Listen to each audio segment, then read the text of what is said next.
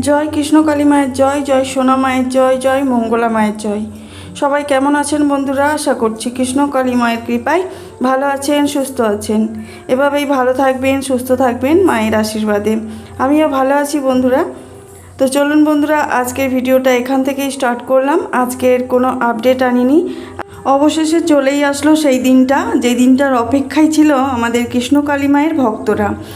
সেই দিনটা কোন দিনের কথা বলছি বলুন তো? হ্যাঁ, ঠিক ধরেছেন, 13ই বৈশাখ, 27শে এপ্রিল, রবিবার। আজকে সেই দিনটা। আজকে সকাল থেকে মায়ের কাছে অনেক আয়োজন করা চলছে, মোটামুটি আয়োজন চলছে, অনেক লোকের প্রয়োজন, তাই ভক্তরাও হয়তো দলে দলে এতক্ষণে চলেই এসেছে। আজকে প্রচুর কিছু মায়ের জন্য ভোগের ব্যবস্থা হবে। যারা ভোগ দিতে চাইছেন তারাও ভোগ দিতে আসছেন, আর এমনি যে আমাদের মাকে ভোগ দেওয়া হয় সেই ভোগেরও ব্যবস্থা করা হয়েছে। আলাদা করে আমাদের কৃষ্ণকালী মাকে যে ভোগটা নিবেদন করা হবে সেটা আমাদের মঙ্গলা মাই তৈরি করবেন, রন্ধন করবেন, সেই ভোগটা মাকে দেবেন। আজকে মাকে ভোগ খাওয়ানো দেখানো হয়েছে।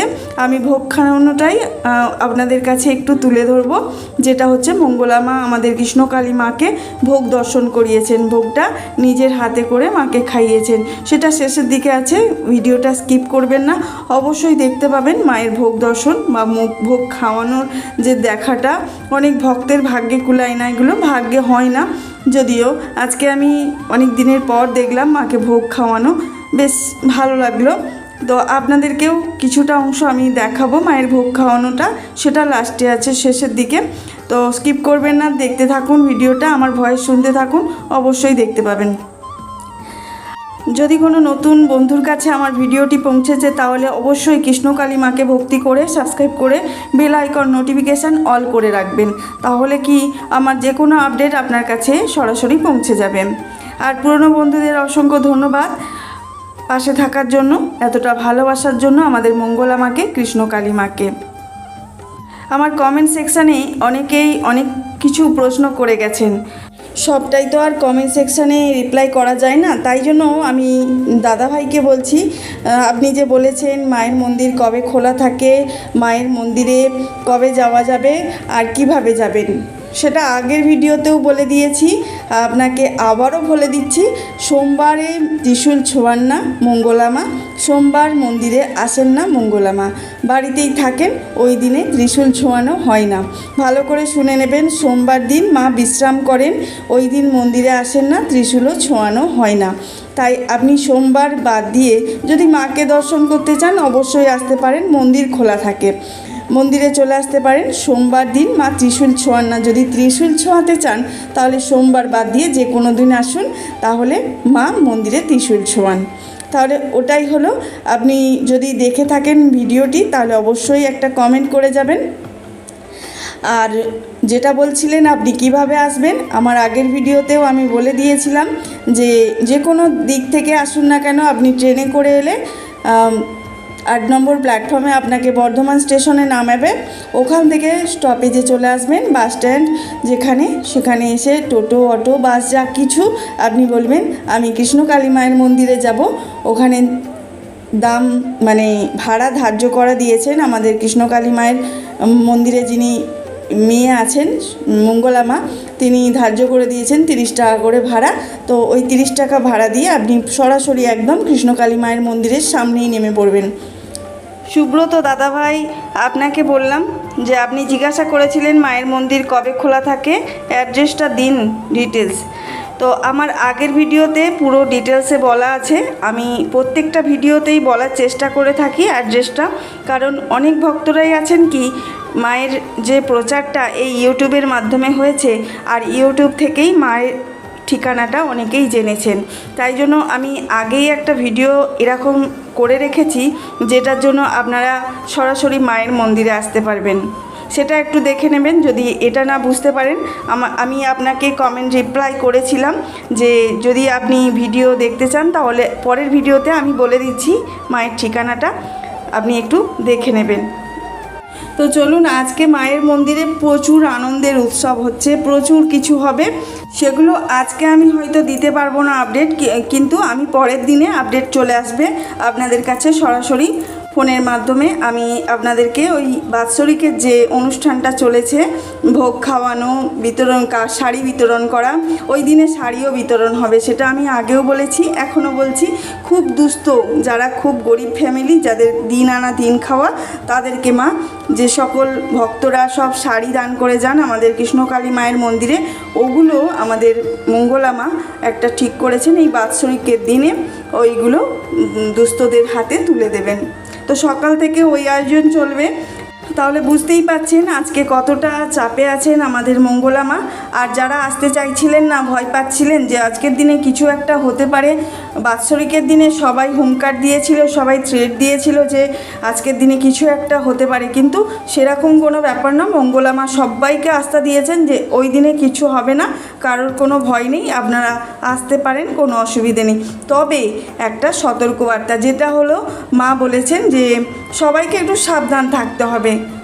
মায়ের কাছে এসেছেন, ঠিক আছে, মা তো আছেনই রক্ষা করার জন্য, মা তিনি সবই দেখতে পাচ্ছেন। দুষ্টু লোকেদের দমন হবেই, সেটা পরে মা সব কিছু দেখেন, শোনেন, তারপরে বিচার করেন, সে বিচার পরে হবে। তবে আপনারা যারা আসতে চাইছেন অবশ্যই মায়ের মন্দিরে আজকে বাৎসরিকের দিন আসতে পারেন মায়ের মন্দিরে।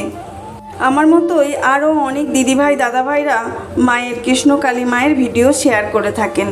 তবে তাদের সাথে আমার কথা মিলে যায় কি না সেটা জানি না, তবে কিছু কিছু ক্ষেত্রে আমার কথা আমাদের দিদিভাইদের বা দাদাভাইদের সাথে অনেকটা মিল খেয়ে যায়। কারণ আমরা তো একই রকম পজিটিভ ভিডিও করি, মায়ের নামে দুর্নাম সহ্য করতে পারি না। অনেকে অপোজিট ভিডিও করে, মানে নেগেটিভ ভিডিও যারা করে থাকেন তারা মায়ের নামে অনেক রকম দুর্নাম করে থাকেন, অনেক রকম গালাগাল খিস্তি যা কিছু মুখে আসে সব কিছু বলে দেন। কিন্তু আমরা দেখি আমাদের কৃষ্ণকালী মাকে, মা রূপে মঙ্গলা মাকেও আমরা সেই কৃষ্ণকালী মায়ের রূপটাই দেখতে পাই। আমরা অনেকে মাথা নত করে থাকি আমাদের কৃষ্ণকালী মায়ের কাছে, মঙ্গলা মায়ের কাছে, এভাবেই যেন আমাদের মাথা নত থাকে। আর আমরা তো একজনের কাছেই মাথা নত করতে রাজি, তাই না? যার কাছে নত করার তার কাছেই করছি, এতে কি আছে তাতে? আজকের দিনটাতে আমি খুব মিস করছি, মায়ের কাছে যেতে পারছি না। সত্যি বলছি, আমার মায়ের কাছে খুব যেতে ইচ্ছে করে, কিন্তু মা যদি না চান তাহলে আমি কি করে যাই বলুন তো? তাই আপনারা যদি সুযোগ সুবিধা পেয়ে থাকেন আর আমার অ্যাড্রেস অনুযায়ী আপনারা যদি আসতে পারেন তাহলে আমি ধন্য। আপনারা একবার কৃষ্ণকালী মায়ের নাম করে বাড়ি থেকে বেরিয়ে পড়ুন না, তারপর দেখবেন মায়ের কাছে কিভাবে পৌঁছে গেছেন আপনি নিজেই জানেন না।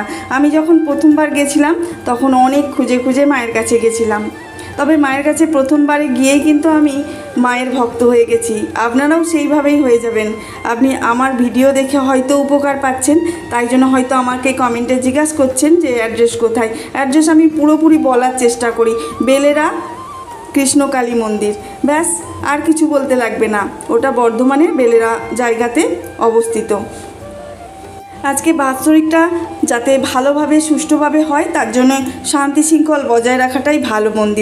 মন্দির প্রাঙ্গণে যারা ভক্তরা আসবেন তারা অবশ্যই শান্তি শৃঙ্খলভাবে এই গরমের উত্তাপে একটু চিৎকার চেঁচামেচি না করে সুষ্ঠুভাবে মায়ের কাছে পুজো দিতে যাবেন।